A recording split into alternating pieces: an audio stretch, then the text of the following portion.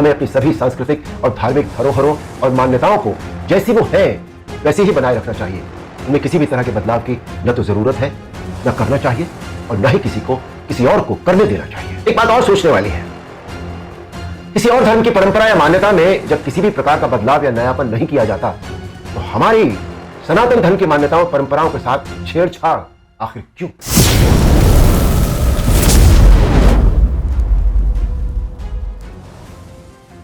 नमस्कार। 4 दिन पहले जब फिल्म आदिपुरुष का टीजर रिलीज हुआ तब से लेके अभी तक चारों तरफ एक हंगामा है, एक शोर है। फिल्म इंडस्ट्री में, चैनल्स में, जर्नलिज्म में, एडवर्टाइजर्स में, संत समाज में चारों तरफ एक शोर है, चारों तरफ डिबेट्स हो रही है, चारों तरफ भली बुरी बातें कही जा रही है। मेरे पास भी सैकड़ों फोन आए होंगे, सभी चैनल्स से फोन आए, जितने सभी जर्नलिस्ट हैं, बड़े बड़े जर्नलिस्ट और सभी के फोन आए। They wanted my reaction on that, on the teaser, कि आपको कैसा लगा, आपके क्या रिएक्शन है, आप क्या सोचते हैं इस बारे में। मैं आपको सच बताऊं, मैंने एक भी शब्द किसी से नहीं कहा, मैंने बात ही नहीं की उस विषय में। मैंने कहा नहीं, मुझे कुछ नहीं कहना है। लेकिन मुझे लगा कि मुझे आपसे कुछ बात तो करनी चाहिए, आपसे करनी चाहिए।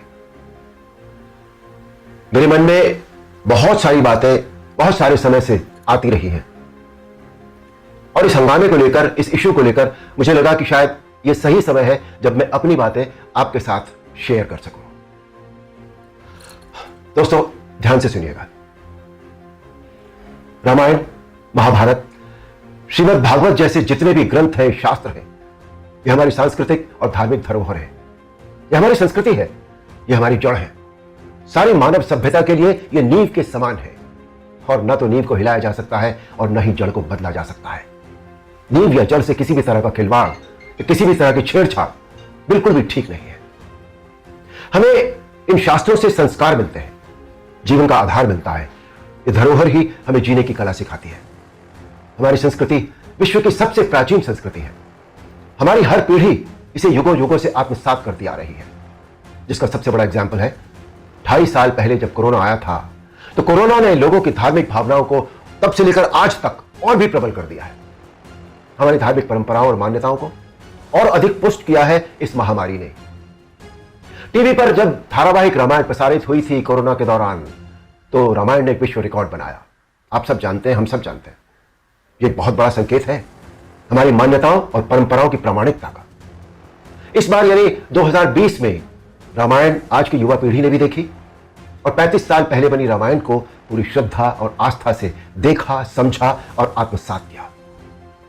आज जो बेहिसाब लोग मुझसे मिलते हैं, उनमें सबसे ज्यादा संख्या टीनेजर्स की होती है। दोस्तों, 500 साल के संघर्ष, अथक प्रयत्न और जद्दोजहद के बाद, न जाने कितना रक्त बहाने के बाद हमें राम मंदिर के पक्ष में निर्णय मिला और वहां एक भव्य मंदिर का निर्माण हो रहा है जो 2024 तक पूरा भी हो जाएगा। एप्रिशिएट करने वाली बात यह है कि मंदिर को भव्यता देने के साथ साथ उसकी आत्मा और मौलिकता को ज्यों का त्यों रखकर यह मंदिर बन रहा है। हमें अपनी सभी सांस्कृतिक और धार्मिक धरोहरों और मान्यताओं को जैसी वो है वैसे ही बनाए रखना चाहिए। उनमें किसी भी तरह के बदलाव की न तो जरूरत है, न करना चाहिए और न ही किसी और को करने देना चाहिए। भला कोई अपनी नींव हिलाता है क्या? कोई अपनी जड़ें बदलता है क्या? हमारी इन धार्मिक सांस्कृतिक मान्यताओं और परंपराओं को किसी भी तरह का कोई नयापन देने की आवश्यकता नहीं है। देखिए, मेरा प्रयास और कर्म तो यही है कि मैं इस जनरेशन को और अगली पीढ़ी को भी वही सिखाऊं, वही बताऊं, वही दिखाऊं जो वास्तव में सत्य है, शाश्वत है और सनातन है। एक बात और सोचने वाली है, किसी और धर्म की परंपरा या मान्यता में जब किसी भी प्रकार का बदलाव या नयापन नहीं किया जाता तो हमारी सनातन धर्म की मान्यताओं परंपराओं के साथ छेड़छाड़ आखिर क्यों? आजकल एक चलन सा बनता जा रहा है कि सनातन धर्म का मजाक बनाओ, देवी देवताओं के ऑब्जेक्शनेबल पोस्टर बनाओ, अभद्र भाषा में बोलता हुआ दिखाओ। आखिर किसने अधिकार दे दिया कि कोई हमारी धार्मिक आस्था से छेड़छाड़ करे या हमारी भावनाओं को ठेस पहुंचाए?